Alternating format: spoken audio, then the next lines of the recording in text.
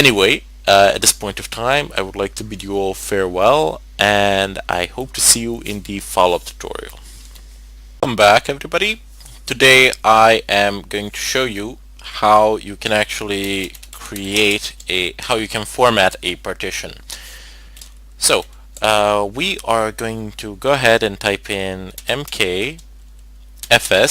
Now mkfs is an extremely simple and easy and yet a powerful tool for formatting partitions. So if I just press tab twice here, I'm going to get a list of possible options, and amongst those possible options is the BTRFS, which was to be the future. Not sure where they stand with that at the moment. The default one is still XFS, as we saw during the installation procedure, and I am using Red Hat 7 here, so I have updated it to the latest version, of course, but it's still XFS. It's not BTRFS, even though there was a lot of talk about this BTRFS. Why? Well, BTRFS actually possessed the ability to undelete things. So once you deleted something in Linux, you could actually undelete it, which was fascinating. Yeah. When you delete something in Linux, it's gone. I do believe that I've stated this something of a kind in the previous tutorials. When you use the rm command or something like that, the file that you have deleted, it's gone quite literally and rather difficult to get back. Anyway, that's one of the reasons why they had BTRFS, but it's still not in its prime, so we're gonna have to wait a little bit further for that, even though it is available here. Anyway, let's go ahead and use the default one, which is xfs .xfs, and we would like to get a help menu for this. So I'm gonna go ahead and set the label for the drive. I do not believe that I shall set anything else. I do not think that there really is a need at this point of time.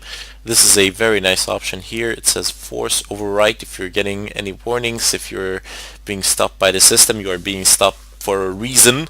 However, if you really don't care about that reason or reasoning in general, just go ahead and force the procedure in whatever manner you see fit.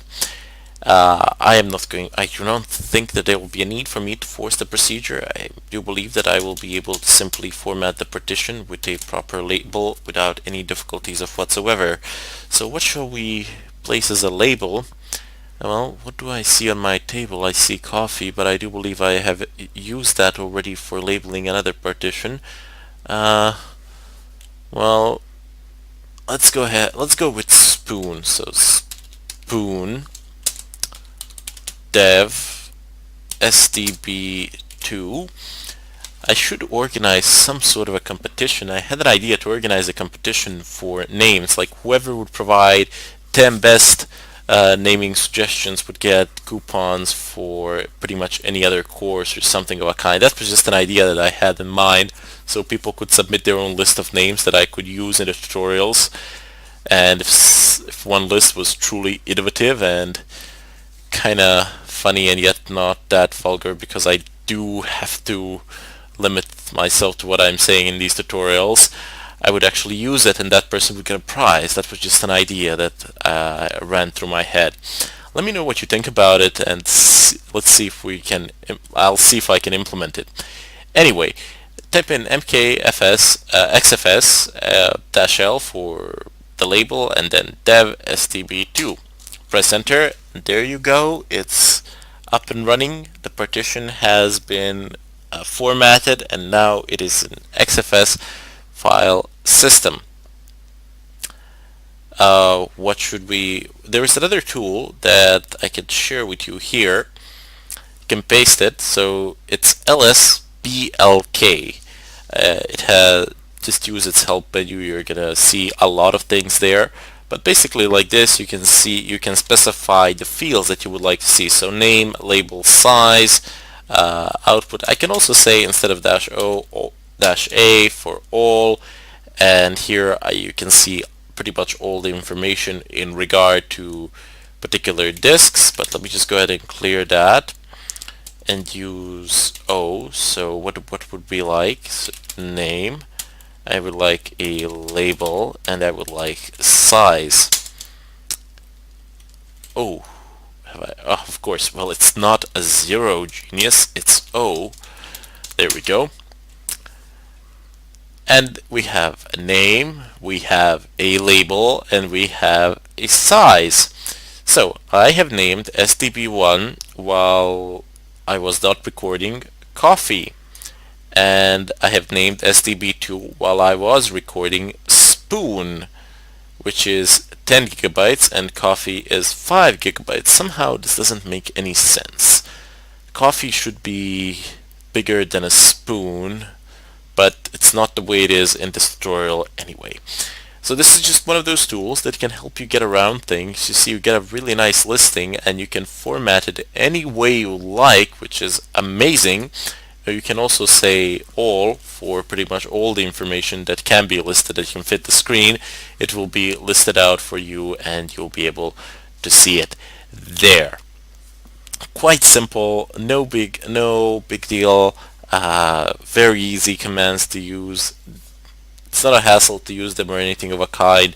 You can run you can run fdisk-l one more time if you want to have a look here in regard to the SDB, but you won't really see much here. You will only see the partitions of the disk. You won't see their mount points.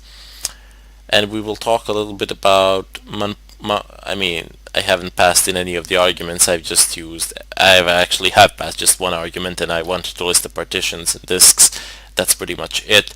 But later on I will say a few things about the mount points, about mounting the partitions, manually that is, and how you can actually mount some other devices as well, such as USBs or something of a kind, pretty much the same way you would mount anything. There is a universal way of mounting things in Linux. Anyway, I would like to bid you all farewell until we see each other in the follow-up tutorial, and I would like to wish you a ton load of luck with this.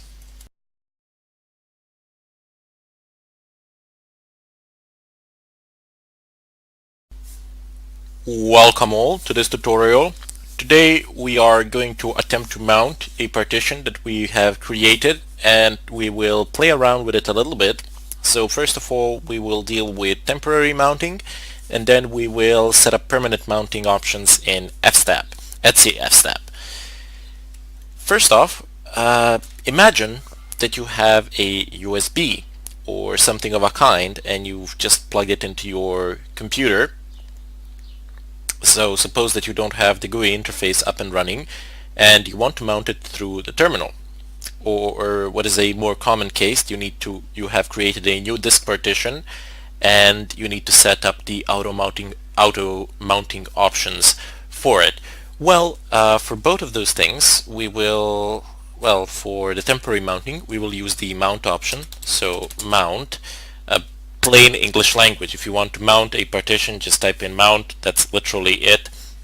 All that you need to type in there. So go ahead and type in dev SDB, and I would like to mount the second partition of the SDB disk, and I would like to mount it to M and T. Now, since I have mounted it there, let's go to MNT ls. There is literally nothing there. So let's go ahead and type in mkdir hey ls. Okay, we have hey in there. Let's reverse back and type in unmount, not unmount, sorry, umount. So umount. A common error that people make is type in unmount, but it's just umount. I guess somebody thought it would be simpler like that. Dev SDB2. Aside from writing SDB2, you can also type in the mount location as well, but you can just, I prefer to type in the disk name. So SDB2, not the disk name, sorry, the name for the partition.